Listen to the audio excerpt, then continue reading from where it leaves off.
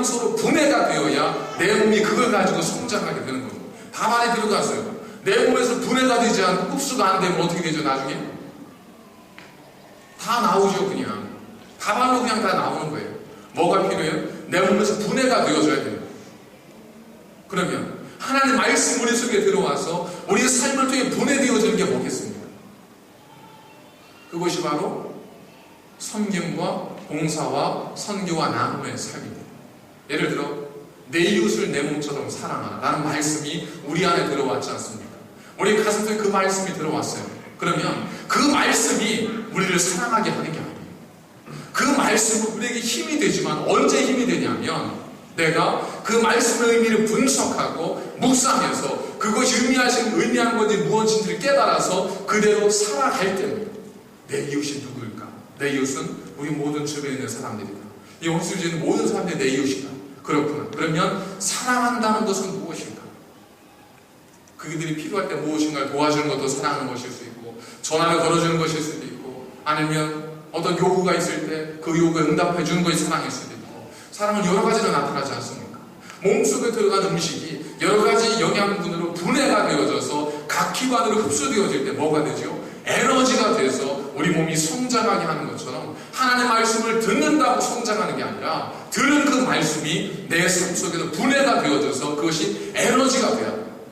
이것이 그렇게 되지 않으면 어떻게 되죠? 운동을 통해서 우리가 에너지를 분산시키지 않으면 내 몸에 쌓이고 그저 배설될 뿐만 아니라 쌓여서 뭐가 돼요? 나중에 성인병이 되지 않습니다. 성인병. 저쪽 그 가난한 나라에는 성인병이 없잖아요.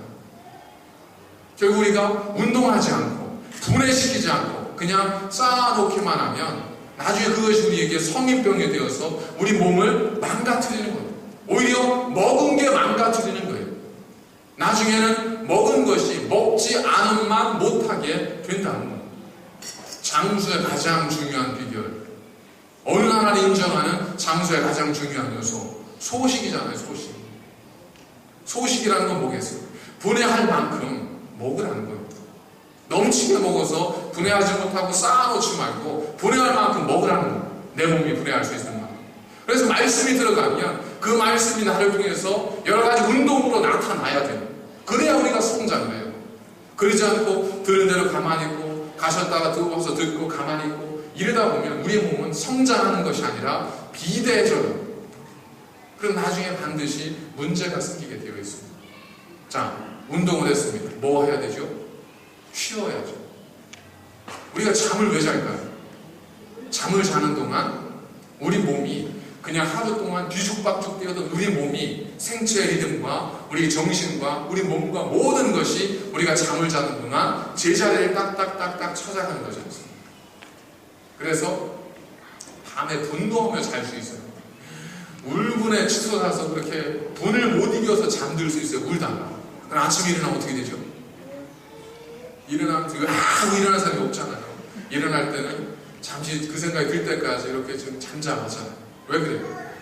정리가 되기 때문에 그렇습니다. 데이터가 정리가 되고 감정이 정리가 되어지는 겁니다. 그리스도인들에게 있어서 이 정리되는 시간이 언제겠어요? 주무시는 시간도 그럴 수 있고요. 여행을 다니는 시간도 그런 것일 수도 있습니다. 그러나 중요한 또 다른 것 중에 하나가 뭐냐면 바로 기도의 시간입니다. 기도의 시간은 뭐예요? 우리가 하나님 앞에서 우리의 삶을 돌아보고 복잡한 우리의 삶들을 정리하는 시간. 하나님 어떻게 그 사람 나한테 이럴 수가 있죠? 라고 했다가 기도하는 중에 말씀이 생각나고 기도를 통해 하나님의 음성을 통해서 이래서 그랬겠구나 저래서 그랬겠구나 이건 내가 이런 거구나 저런 거구나 내 마음이 차분하게 되고 정리되어지고 정리되어지지 않습니다. 마지막에 나아갈 때는 어떻게 돼요? 찬양하면서 나가는 내 주를 가까이. 이게 그리스도인들에게 있어서 영원한 안식이고 쉼입니다. 이 삼박자가 우리 삶 속에서 잘 신진대사가 잘 원활하게 움직여질 때 건강한처럼 이 삼박자가 우리 몸에 잘 원활하게 움직여질 때 우리는 건강하게 성장해가는 거예요. 이 셋 중에 하나가 문제가 생기면 어떻게 돼요? 당연히 건강에 문제가 생기는 거죠. 당연히 건강에 문제가 생길 수밖에 없습니다. 자, 그러면 한번 생각해 보십시오. 나는 건강하게 잘 먹는가? 나는 잘 먹고 있는가? 나는 열심히 운동하고 있는가? 나는 잘 쉬고 있는가?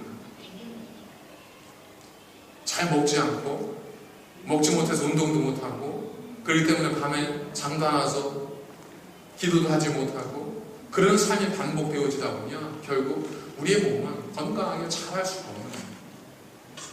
성인아이지, 성인아이. 몸은 그래도 그럭저럭 웬만큼 자랐는데 이 내면이 자라지 못해서 어린아이에 유아기적인 그러한 연약한 깨어지는 질그릇과 같은 유리그릇과 같은 그런 내면을 가지고 있는 성인아이 증후군들이 얼마나 많습니까? 자, 세례요한은 자라갔습니다. 무엇 때문에? 주의 손이 그와 함께함을 통해서 자라갔습니다. 두 번째, 이 세례요한은 자라갈 뿐만 아니라 심령이 강건하여졌다라고 성경은 우리에게 말씀하고 있습니다. 겉모양만 자라는 게 아니라 보여지는 것만 자라는 것이 아니라 중요한 것은 우리 내면이지 않습니까? 내면이 얼마나 강해지느냐, 우리 속사람이 얼마나 강건하여지느냐. 에베소 3장 13, 16절에 있는 말씀과 같이 그의 영광의 풍성함을 따라 그의 속력으로 말미암아 너희 속사람을 능력으로 강건하게 하시오며. 우리 속사람이 강건해야죠. 속사람이 강건해진다는 걸 보겠습니까? 굳어지고 굳어져서 어떤 시련에도 어떤 고난에도 넘어지지 않고 쓰러지지 않고 견뎌낼 수 있는 힘, 능력을 갖는 겁니다. 우리 건강하다는 것은요, 바이러스로부터 고통받지 않는 것이 아닙니다. 건강한 사람에게도 바이러스는 찾아오죠. 하지만 어때요? 건강한 사람은 그걸 물리쳐내는 거죠. 어떤 분은 똑같이 상한 음식을 드시고도 한 분은 병원을 가시고 한 분은 멀쩡하게 무슨 일이 있었나 하시는 분이 있잖아요. 왜 그래요? 똑같이 위험의 요소가 찾아오지만 이 내 몸에 생체 리듬과 건강함이 그 모든 것들의 위험을 다 막아내버리는 거예요. 모든 사람에게는 암 세포가 다 있지 않습니까? 언제 이게 내 몸에서 활동하기 시작해요? 내 몸에 불균형이 찾아올 때잖아요. 변이를 일으켜서 이 세포들이 내 몸속에서 암세포가 되어지고 내 몸을 무너뜨리는 거지 않습니까? 강건하여질 필요가 있습니다. 우리의 속사람이 강건하여질 필요가 있습니다.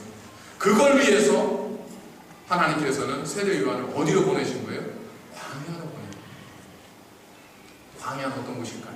광야는 척박한 땅입니다. 아무것도 바라볼 곳이 없는 땅이 광야입니다. 가보셨어요? 광야? 성지순례 가보셨어요?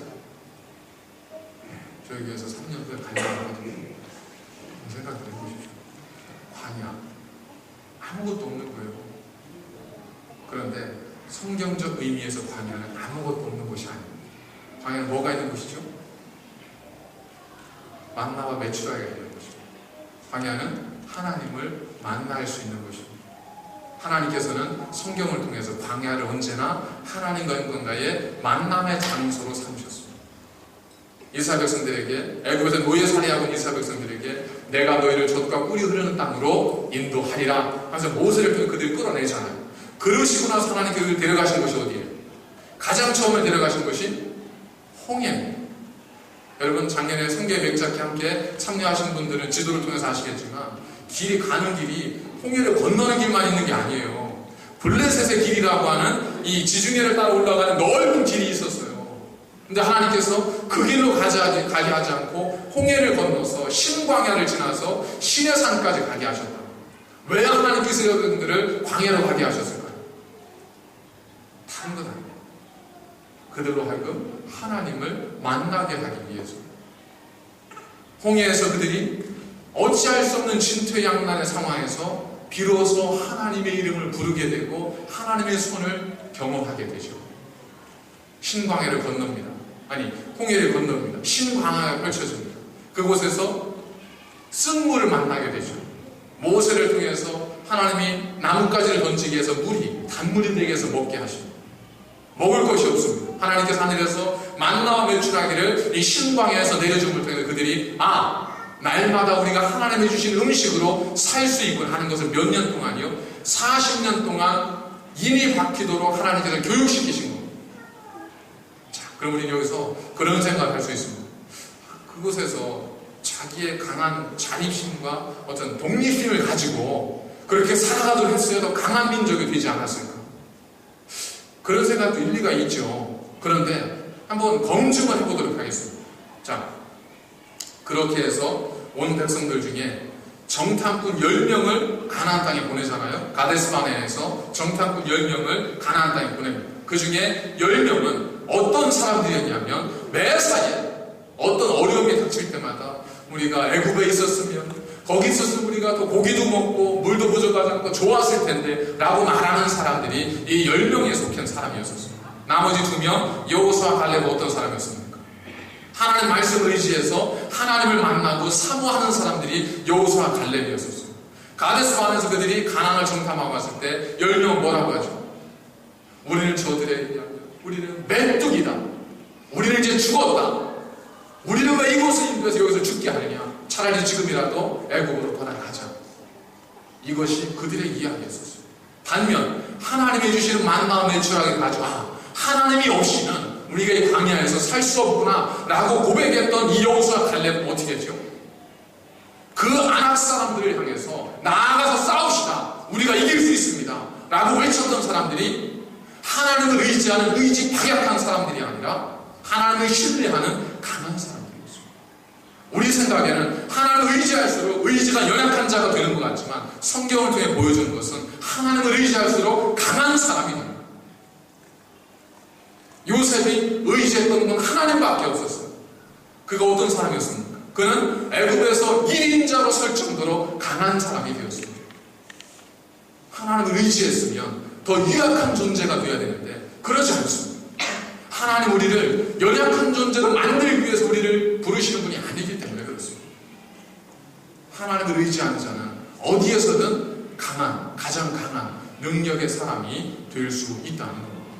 여호수아 갈렙 그들은 누구보다 하나님을 의지하고 말씀을 의지해서 나아갔지만 오히려 그들만이 우리가 나아가서 싸웁시다 이 산지를 취할 수 있을 겁니다. 왜? 하나님이 우리와 함께 하시기 때문에. 이렇게 고백했던 사람은 안타깝게도 여호수아 갈렙 2사람밖에 없었습니다. 주의 손이 그들과 함께할 때 그들은 성장할 뿐만 아니라 그들이 심령이 강하여지고 담대한 하나님의 능력의 사람이 될 수 있다는 겁니다. 여호와는 나의 목자시니 내게 부족함이 없으리로다. 누구의 고백이죠? 다윗의 고백이에요. 이 고백이 어디에서 나왔어요? 이 고백은 99칸의 화려한 왕궁에서 나온 고백이 아니에요. 이 고백은 다윗이 목동으로 광야에서 양을 치면서 그가 죽을 고비를 넘기고 사자의 어떤 다른 짐승들의 공격을 받아가면서 경험했던 그러면서 만났던 하나님을 찬양했던 광야의 노래입니다. 여호와는 나의 목자시니 내게 부족함이 없으리로다. 내가 사망의 음침한 골짜기를 지날지라도 해를 두려워하지 않을 것은 주의 손이 나와 함께 하시리라. 주의 지팡이와 막대기가 나를 안위하시나이다. 광야의 노래입니다. 왕궁의 노래는 뭐였어요? 왕궁의 노래는 저걸 어떻게 죽이지? 저걸 어떻게 죽이고 저 안을 내가 빼앗아오지? 이 계략이 어디에서 나왔어요? 편안한 왕궁에서 나왔어요. 성경에 보면 편안한 곳에서 나온 아름다운 찬양은 거의 없습니다. 대부분의 어디에서 나온 거예요? 광야의 고백이에요. 그래서 성경의 모든 대부분의 용어들이 광야의 용어예요. 광야의 목자가 어디서 만나는 거예요? 광야에서 빈들에서 만나는 게 목자예요. 지팡이가 어디에서 나오는 거예요? 광야예요. 주는 나를 기르시는 목자, 나는 너의 목자라. 주님께서 말씀하시잖아요. 어떤 용어들이에요? 광야의 용어들이에요. 광야의 용어들. 주님께서 광야 40일의 시험을 받으시잖아요. 시험 받으시고 나서 그가 무엇으로? 하나님 말씀으로 사단을 단 3마디로 물리쳐버립니다. 사단이 주님 앞에서 떠나가요. 도망가요. 무엇 때문에 그렇습니까? 그의 심령이 광야를 통하여 강건하여졌기 때문에 그렇습니다. 우리가 강해질 수 있고 우리가 담대해질 수 있고 능력의 사람이 되기 위해서 우리는 어디로 가야 돼요? 광야로 가야 돼요. 안타깝게도 우리는 광야를 가야 돼요. 그런데 세계 교회 역사를 보면 교회가 가장 무기력할 때는 언제였습니까? 교회가 가장 부유했을 때. 교회가 가장 부유해졌을 때 교회는 역설적으로 가장 무기력하고 무능력한 곳이 되었습니다. 반면 교회가 가장 강했을 때는 언제예요? 초대교회. 원형 경기장에 사자의 밥으로 던져지고 끝없는 핍박과 유혹이 몰려오는 광야에서 교회는 가장 강력하고 가장 능력 있는 삶을 살았습니다. 하나님께서 우리가 원하시는 것은 이런 능력 있는 삶입니다. 그런 측면에서 보면 우리의 내면, 우리의 속사람이 강화해지지 못한 것, 그래서 쉽게 상처받고 쉽게 시험 들고 쉽게 넘어지고 쉽게 자빠지고 쉽게 일어나지 못하고 그러는 모든 그리스도인들의 유약함의 이유들이 다 어디에서 오는 거예요? 이 심령이 강건해지지 못하기 때문에 그렇습니다. 광야를 거치지 않았거든요. 교회가 편안함과 편리를 추구하면 교회의 영성, 하나님의 영성은 교회에서 양화될 수밖에 없습니다. 말씀의 야성이 살아날 때 교회는 능력 있는 교회가 될 수 있습니다. EBS 한 교육방송에서 한국 부모와 서구의 부모를 이렇게 비교하는 실험을 했습니다. 전 이것이 우리 그리스도인들의 삶과 굉장히 좀 연관이 있다 생각하기에 말씀을 드립니다. 자료도 준비하긴 했는데 뭐 그거가 볼 필요 없을 것 같아요. 한 엄마랑 아이랑 또 이쪽 엄마랑 아이랑 이렇게 실험에 참가하는 거예요. 물론 한 가정씩. 그러니까 한국 엄마 그 아이가 있고 이제 끝나고 난 다음에 또 이쪽 엄마 아이가 나오고 계속 한 사람 한 사람 실험을 하는 거예요. 무슨 실험이냐면 레터를 줍니다. 단어를 한 5개짜리 6개 주면서 부모들에게 뭐라고 이야기했냐면 이거는 자녀들 어휘력이 어느 정도인지를 시험하는 그냥 게임입니다 하고 이제 문제 제시를 줘요. 그래서 시드니 새날교회는 단어를 주고 그걸 이제 섞어 놓죠. 그럼 아이가 그걸 이렇게 맞춰가는 거예요. 엄마 옆에 저거 보는 거예요. 한국 엄마들 어떻게 할까요? 내가 이렇게 맞추다 못하잖아요. 아야 그거 있잖아 그거 좀 맨 앞에 게 뒤로 가야지. 내가 맨 앞에 게 뒤로 갔다가 엉뚱하게 하면은 야 그 다음 건 저기 그 다음으로 가야지 이래요. 그래서 내가 엉뚱하게 맞추잖아. 그러면 아 그냥 시험관이 있으니까 화는 못 내고 아 내가 책을 읽었어야지. 책을 안 읽었으니까 그렇잖아. 그러면서 왜 이렇게 뒤에 거랑 이게 바뀌어야지. 아 이게 그렇잖아. 이러고 내가 이제 어수선을 막 그러잖아. 엄마 옆에서 계속 슉슉 이거 뭐라고 하고 그래서 시험관이 한 번 자리를 비켜줬어. 어떻게 하나 보려고. 시험관이 딱 나가자마자 이게 이거지. 엄마가 답을 심지어 엄마 답을 맞춰놓는 부모도 있어. 엄마도 있어. 그러고 나서 다른 영국 엄마, 미국 엄마를 실험하는데 이 미국 엄마, 영국 엄마는 자세가 어떠냐면 한국 엄마는 이렇게 언제든 달려갈 자세예요. 근데 미국, 영국 엄마는 이래가지고 입술을 딱 깨물고 이렇게 지켜봐요. 이렇게 지켜봐요. 왜 입술을 깨무는가 봤더니 뭔가를 말해주고 싶은 거예요, 이 엄마도. 근데 그걸 참는 거예요. 아이가 맞추다 엉뚱하게 이렇게 막 맞춰요. 그래서 아이가 모르니까 엄마 이거 맞아? 그렇게 물어보면 나는 그걸 말해줄 수는 없어. 그리고 아이가 이제 너무 힘드니까 나중에 도와주세요 엄마 이게 어떻게 해야 돼요? 하니까 엄마가 그제서 뭐라고 도와주냐면 아프리카에 사는 동물이야. 이 정도만 도와주는 거예요. 그래서 애가 맞출 때가 끝까지 기다려요. 애가 다 맞추죠. 그러면 이제 안두 한숨을 내쉬면서 기뻐하는 거예요. 서로. 또 무슨 실험을 했냐면 한국 엄마랑 영국 엄마랑 둘이 낱말 맞추기 게임을 했어요. 맞추면 점수 올라가고 틀리면 점수 깎이는 거예요. 웃음의 포인트, 눈물의 포인트가 달라요. 두 엄마가. 한국 엄마는 웃음 포인트 언제가 어디일까요? 맞췄을 때. 이 엄마는 웃음 포인트가요. 한국 엄마가 맞췄을 때가 완벽한 대답이 아니에요. 한국 엄마가 맞췄는데 내 점수가 이 엄마보다 낮다. 안 기뻐요. 내가 맞췄는데도 점수가 여전히 이 엄마보다 낮다면 안 기뻐해요. 근데 틀렸어요. 자기가 점수가 깎였잖아요. 근데 이 엄마보다 높잖아요. 점수가. 그럼 좋아해요. 뭐 때문에 그럴까요? 너무 지나친 이 경쟁 사회 속에서 나를 있는 그대로 받아들이는 것이 아니라 좀 내가 스스로 설 수 있는 그런 사람이 되는 게 아니라 누군가를 통해서 나를 바라봐야 되는 거예요. 저 사람보다 내가 나으면 나는 만족한 거예요. 근데 내가 똑같이 위대한 사람임에도 불구하고 저 사람보다 좀 덜하다 싶으면 속상한 거예요. 그러지 않으세요? 우리 아이들 그렇게 키우지 않습니까? 한국 엄마들은 7시에 두 아이가 일어나는 상황은 1시간 동안 촬영을 합니다. 한국 엄마는 야 일어나 하면서 뭘 가져와요? 양말을 가져와요. 애가 누워있는데 발에다 양말을 신겨요. 그러면서 애가 일어나지 하면서 옷 꺼내다가 애들 옷 입혀주고 다음 주에 채워주고 야 그러다 지각해 밥 먹게 하잖아요. 밥 먹으면 내가 비몽사몽 이러고 숟가락 이렇게 이러니까 아유 밥은 제대로 먹어야 줘봐 엄마 먹여주는데 아이고 툭툭툭 해가지고 엄마가 먹여주는 거예요. 외국 엄마는 야 일어나 학교 가야 돼. 그럼 지가 일어나서 찾는 거 옷 그 입을 개고 자기 옷 꺼내서 입고 밥 먹을 때도 엄마는 이제 애가 딴짓하면 얘야 너 그러다 학교 늦는다 이 정도 경고만 하는 거예요. 그러니까 시간 보고 먹고 그리고 나중에 학교 가는 거예요. 누가 힘들까요? 어떤 엄마가 힘들까요? 사실 바라봐야 되는 엄마가 더 힘들지 않겠습니까? 내가 해주면 편하잖아요 사실. 그래서 저희 집도 이제 밥을 안 먹이 방해하러 보내야 돼요. 그래야 건강해집니다. 자, 안타까운 사는 얘기인데 저는 예전에요 수련회 같은 거 다 그러셨을 거예요. 수련회 가면 저희가 밥해 먹었잖아요.